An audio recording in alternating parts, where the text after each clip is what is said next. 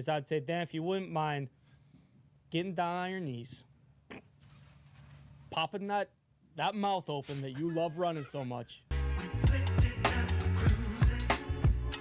We got some news coming out of the NFL and some stories that can potentially make a big impact on this upcoming 2025 season, and so I wanted to talk about them.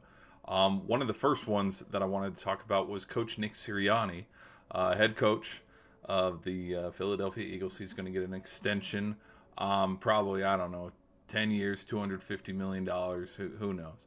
I think he's worth a lot of those pennies. I wouldn't say he's worth every penny because, I mean, you just kind of look at the history of what Eagles have done with head coaches after they've won a Super Bowl or gotten there. Sometimes they're tossed aside and they're, next team's problem. I mean, Doug Peterson, we look at Doug Peterson, he brought them their first Super Bowl trophy with Nick Foles, and then we saw how that falling out went, and then now we're looking at Coach Sirianni, where, mind you, the fans wanted his job halfway through the year. Then he shaved his head, and, they went on that fun Super Bowl run, and where it went from there. I think definitely he's a good coach. I definitely think he's going to be in the league for a long time. And I think he's not up there. I wouldn't say he's up there with the Bill Belichicks and the Andy Reids and the Landrys of the world, but he's definitely, I would say right now, a little bit better than Pete Carroll.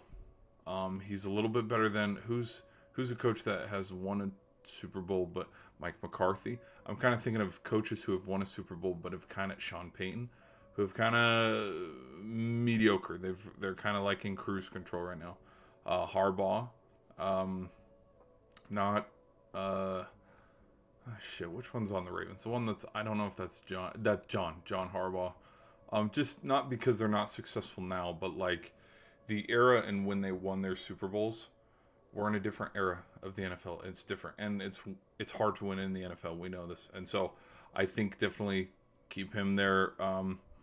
Potentially riding out the rest of the Jalen Hurts career, Saquon career, in those contracts and this kind of tandem, because I think Hurts is in his prime right now. I think Saquon is definitely in his prime, and so. Yeah, what better way to, use the best of this time than to sign him for an extension, because he's a good coach. I think the offensive coordinator situation is going to be definitely interesting, considering Kellen Moore went to the Saints. Do I think the offense takes a step back? I think they might. But then again, Saquon's the kind of guy that can turn a game on its head at any given moment. And then also, we'll see how the defense does, considering they lost some guys after they won the title. So we'll just see. I think it's good for the Eagles. Guys, what are your thoughts? Let me know in the comment section. Be sure to hit the like button, and I'll see you in the next video.